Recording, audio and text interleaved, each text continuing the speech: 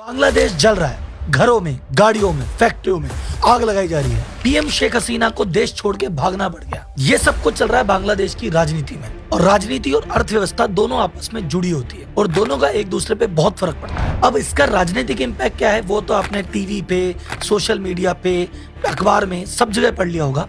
मैं बात करने वाला हूँ यहाँ पे इकोनॉमिक इम्पैक्ट की, अर्थव्यवस्था के इम्पैक्ट की, कि इस क्राइसिस का भारत की अर्थव्यवस्था पे, भारत के बिजनेस पे क्या फर्क पड़ेगा। इंडिया बांग्लादेश को क्या एक्सपोर्ट करता है, कितना एक्सपोर्ट करता है, क्या इंपोर्ट करता है, कितना इंपोर्ट करता है, कितने प्रोजेक्ट हम साथ में कर रहे हैं, कितने ऐसे प्रोजेक्ट हैं जिसका स्ट्रेटेजिक महत्व है। बांग्लादेश जो कि टेक्सटाइल मार्केट में एक बहुत बड़ा नाम है, चाइना के बाद दूसरा सबसे बड़ा टेक्सटाइल का एक्सपोर्टर है। इस क्राइसिस के बाद टेक्सटाइल मार्केट का क्या होगा? क्या भारत में संभावना है वो टेक्सटाइल मार्केट का जो बिजनेस है वो यहाँ की तरफ कन्वर्ट हो जाएगा? इसका भारत सरकार पे क्या फर्क पड़ेगा? भारत की कंपनियां जो वहाँ काम कर रही है उस पर क्या फर्क पड़ेगा? और सबसे इम्पोर्टेंट एक आम आदमी पे क्या फर्क पड़ेगा?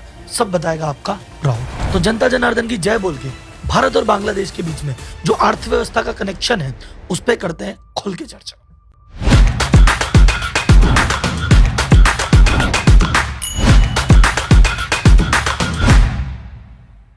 सबसे पहले जिन लोगों को इस क्राइसिस के बारे में बिल्कुल ही नहीं पता, पहली बार ही सुन रहे हैं, उनके लिए मात्र 1 मिनट में एक्सप्लेन कर देता हूं हुआ क्या था। बांग्लादेश में पिछले 15 साल से शेख हसीना की सरकार थी, 2009 से लेकर 2024 अभी कुछ 3-4 दिनों पहले तक। हर पार्टी का, हर लीडर का किसी न किसी देश के साथ एक पॉजिटिव या नेगेटिव रुख होता है और फॉर्चुनेटली शेख हसीना का भारत के जो रुख था वो पॉजिटिव था। इनके कार्यकाल में भारत जो एक्सपोर्ट किया करता था वो काफी बड़ा। नॉर्थ ईस्ट इलाकों में कुछ आतंकवादी घटनाएं होती रहती थी, उनपे काफी लगाम लगी। इन्होंने चाइना की जगह इंडिया को तरजीह दी। लेकिन भाई साहब बांग्लादेश में एक बड़ी समस्या थी बेरोजगारी की। लगभग वहाँ 2 करोड़ से ज्यादा लोग बेरोजगार घूम रहे थे। प्राइवेट सेक्टर में बहुत ज्यादा रुझान था नहीं। टेक्सटाइल मार्केट अच्छा चलता था लेकिन वहाँ पे जॉब जो होती थी बहुत लो पेइंग होती थी, तो पढ़ा लिखा युवा करना नहीं चाहता था।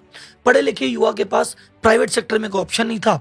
वो चाहता था चलो सरकारी नौकरी कर लें, पर सरकारी नौकरी में था एक बहुत बड़ा आरक्षण। वहां 30% आरक्षण ऐसा था जिन्होंने 71 की लड़ाई लड़ी थी, उन लोगों के जो परिवार हैं उनके लिए 30% सीट आरक्षित थी। हालांकि इस प्रोविजन को विरोध के बाद हसीना सरकार ने हटा दिया था, लेकिन बाद में कोर्ट ने इसको वापस रीइंस्टेट कर दिया। तो जब से फैसला आया तब से स्टूडेंट ने विरोध प्रदर्शन चालू किया और धीरे धीरे उसमें हिंसाएं थोड़ी बढ़ने लगी। फिर कुछ विपक्षी पार्टियां, बीएनपी और अन्य पार्टियां थी, उन्होंने प्रोटेस्ट को ज्वाइन किया और धीरे धीरे प्रोटेस्ट ने इतना उग्र रूप ले लिया कि वहां पे आगजनी, दंगे होने लगे। अंततः शेख हसीना को रिजाइन करके देश से भागना पड़ा। अभी वहां पे टेम्पररी गवर्नमेंट बनी है मोहम्मद यूनुस, जो कि बांग्लादेश के नोबेल विजेता थे, उनके नेतृत्व में।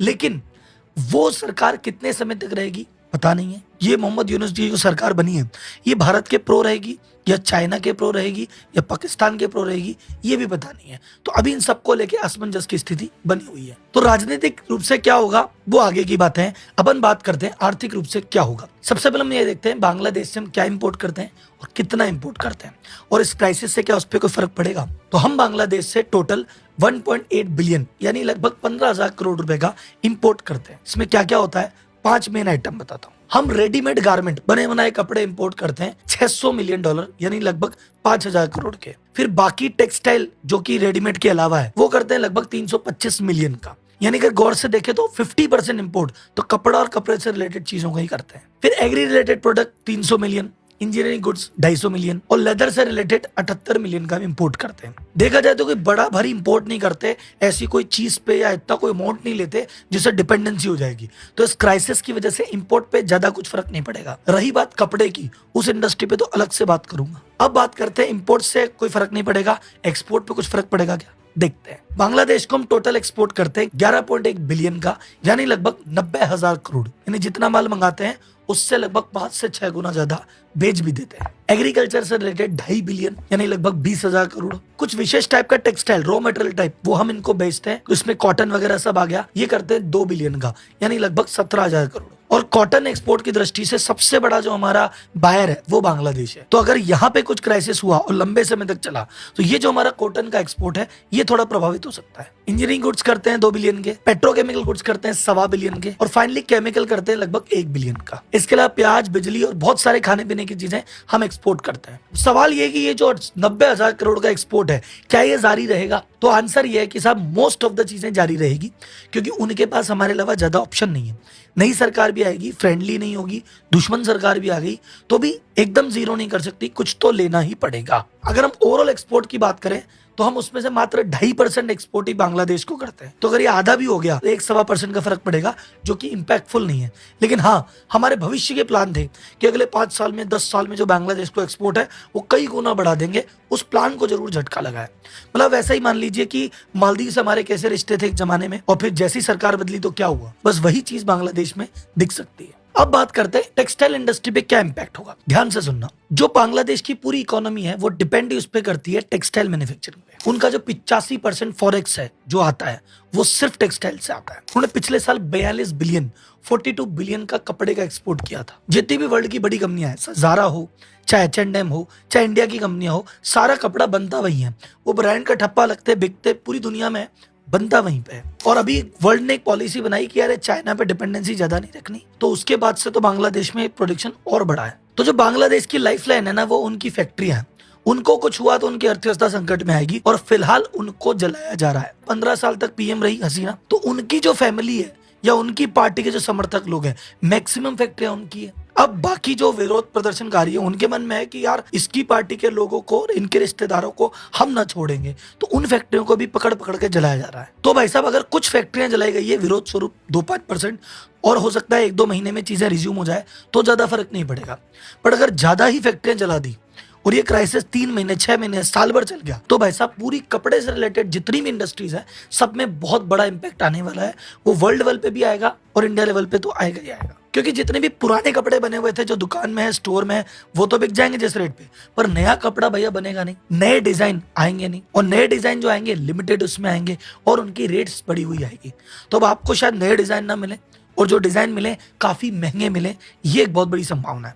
कई बार तो ऐसा होता है कि जेन्युइन प्रॉब्लम थी इसलिए बढ़ा दिया, और कई बार ऐसा होता है कि इस अपॉर्चुनिटी को देखते हुए कुछ कंपनियां जानबूझ के प्राइस बढ़ा देती है कि यार 1000 की शर्ट थी अब तो 2000 की पड़ेगी, क्योंकि बात तो क्राइसिस हो गया ना साहब। जैसे पेट्रोल 1 रुपए महंगा होता है, एकदम से आलू प्याज डबल कर देते हैं कई लोग, चाहे कुछ हुआ हो ना हुआ हो, ऐसा भी हो सकता है। पूरे क्राइसिस में एक उम्मीद की किरण छोटी सी ये बनती है कि हो सकता है कि वैसा अगर वहां पे डिसरप्शन लंबा चला जाए तो वो जो ऑर्डर बांग्लादेश जाते थे, कुछ ऑर्डर इंडियन मैन्युफैक्चरर के पास आए और वो टेक्सटाइल इंडस्ट्री का कुछ हिस्सा कैप्चर करने का मौका हमको मिल जाए। तो इस चक्कर में कुछ इंडियन कंपनीज के पास ऑर्डर भी बढ़ने लगे हैं, और कुछ कंपनीज जो इंडिया में मैन्युफैक्चरिंग करती है उनके शेयर प्राइस में भी थोड़ा सा उछाल देखा गया है। बहुत बड़ा सवाल यह है कि भैया क्या बांग्लादेश ने तो पूरी इंडस्ट्री उसके बेसिस पे बिल्ड की थी, क्या इंडिया के पास वो इंफ्रास्ट्रक्चर है कि वो कर पाएगा, नहीं कर पाएगा? आपको क्या लगता है मुझे कमेंट बॉक्स में बताना। सेकंड चीज एक और आती है कि वहां पे, क्योंकि वो बहुत अंडर डेवलप कंट्री है, वहां पे 0% ड्यूटी पे काम हो रहा था।